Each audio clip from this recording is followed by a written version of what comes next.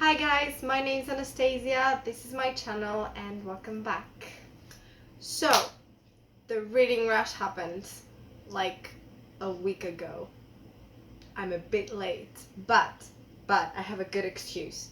I was away to a festival, so I could not read or film anything. I didn't have time and I wasn't alone at any point. So, I'm here now and I'm going to film this, and I've also picked up a new book finally. I haven't read in a week. I missed it so much, but anyway, that's off point, theme, whatever.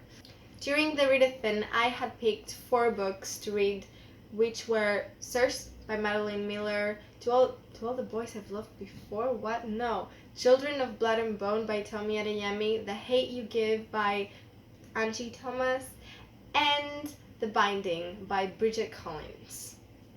Of those 4 books, I ended up completing 3, and I also swapped Circe for Illuminate by J. Christoph and Amy Kaufman. I think I completed 6 out of 7 challenges, but I'm not sure, because I definitely did not complete the 5 or more words on the title, which was Children of Blood and Bone. So it's definitely 6. It's definitely 1 challenge less, but I'm gonna go and look it up later, and I'm just gonna put it somewhere in the screen, like maybe there or there or there or there.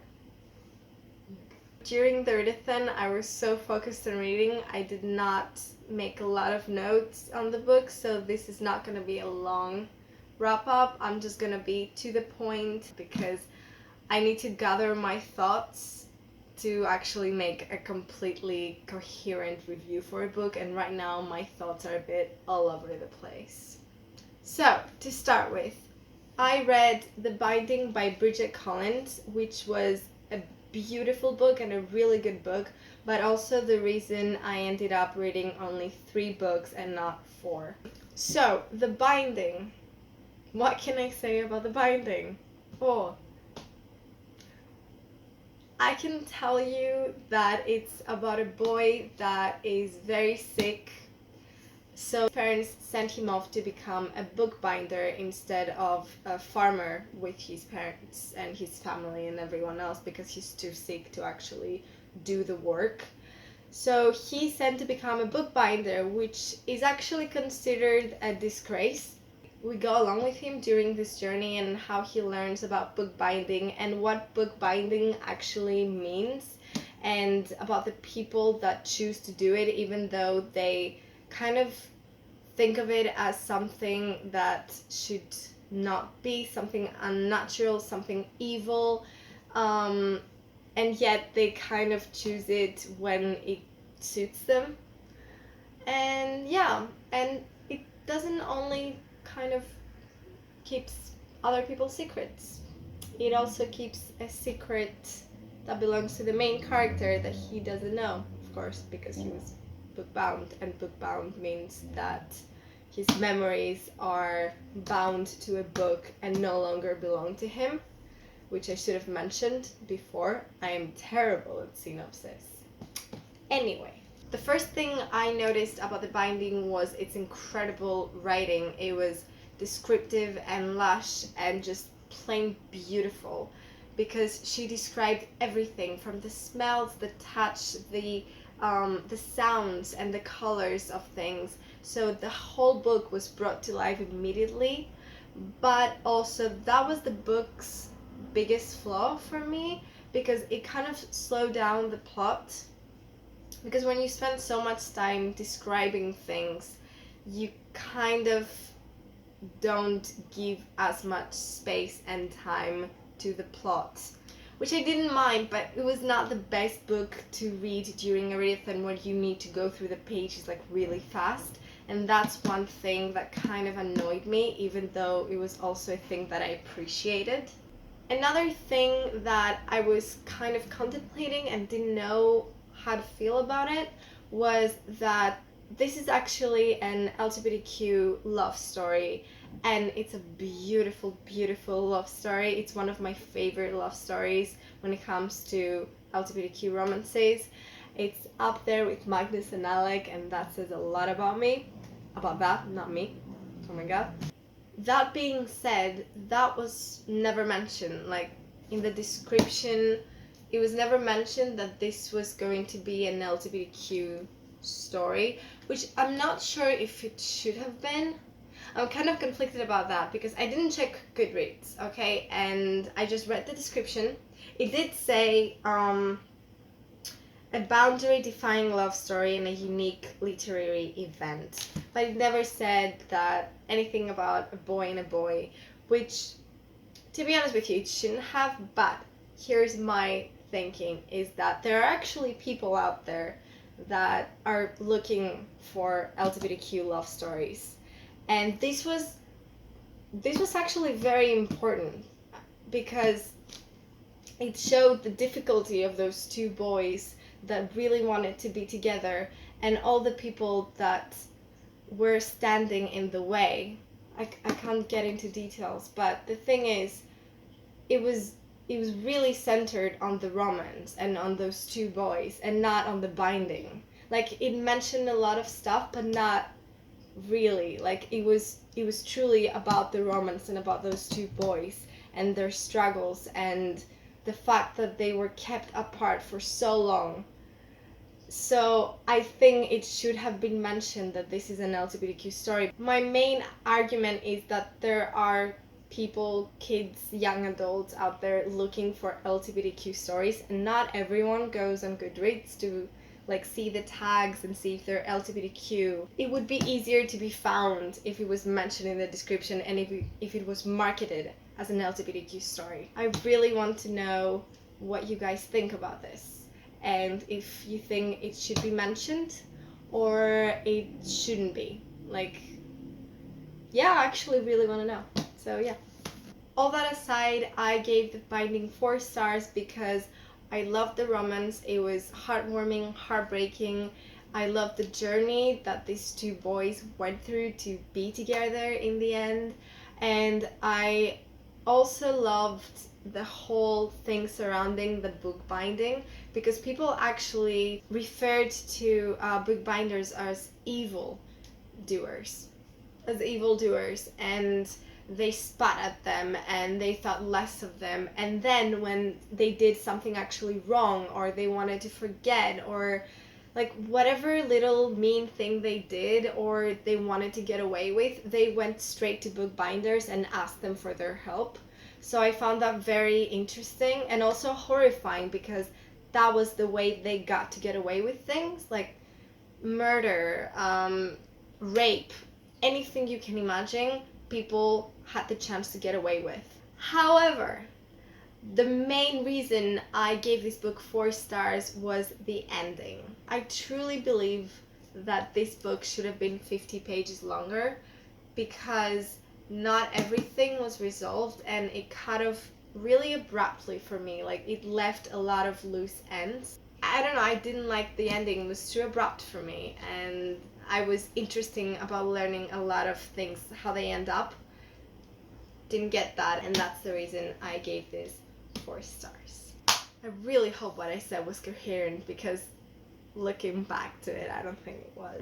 Next thing I read was The Hate You Give by Angie Thomas, which counted for the book to movie adaptation I needed to read and watch. I think The Hate You Give was the book I read the fastest, mostly because I could not stop reading. Literally every chance I got, I opened up this book, because I was reading this one and The Binding at the same time, and I actually left The Binding aside because this book was so good. I did not want to let it go, and I wanted to know what will happen with Star and everything that happened to Khalil. I cannot tell you how much I love this book. This book is eye-opening. This book is amazingly written. It doesn't just highlight the bad things, but it also shows that people can stand up and people have a voice, and they should use that voice to make a difference. Also, the main character and her parents are amazing. Like, I think they're the best written parents YA has to offer, because they were funny, but they were also very protective. They were there to support and advise their children and also kind of tell them off. I really loved Star as a character because despite what everything was happening, she still found the humor in things, and she still found happiness in her family, and I love that about her. I kind of went through all the emotions the main character Star went through. I was crying in the beginning when Khalil died, and then I was just as frustrated as her, and I love that. I love that I was so connected with the character. I was so angry when he didn't end up like getting the justice he deserved, and I felt so like proud and happy when she raised her voice and decided that if they're not gonna do anything, that I'm gonna speak up, and I'm gonna keep speaking up, and I think that's what every person should do. This book should be read by everyone, not for the writing or like the anything other than the message it conveys, and yeah, 5 stars. But the movie, I really liked the movie. It was good. It was really nice. It kind of gave me the chills at some point, and it did make me laugh. It did make me tear up. This book made me cry. The movie only made me tear up. But I think they kind of limited the cast, and if they had added all the characters from the book, I think I would have been way more attached. They kind of kept it inside what was happening in Star's family and not what was happening in the neighborhood. Scenes that were very, very intense and emotional in the book were not as intense in the movie. But I still liked it, and I still like got the chills and everything. So in terms of giving a star rate to the movie, I think I would give it like 4 stars maybe, probably. And last but not least was Illuminae by Jay Kristoff and Amy Kaufman. Now I don't have this book with me because I kind of lent it to a friend of mine immediately, because this is such a great book. This is so good, so good. It's literally one of my favorite books right now. So the moment I finished it, I was pushing it to other people, like, read it right now, you need to. I ended up swapping Circe for this one because I was watching a reading vlog by Infinitely Reading, and that's her channel, and she was talking about how she's gonna pick Jamina for the book to read in the same place for the entire time, because it's very easy to flip through the pages, like every single page is a different format, so it was way easier. And I was like, hey, I have Illuminae, and I've had that for like 5 years now. Have not read it. Perfect chance.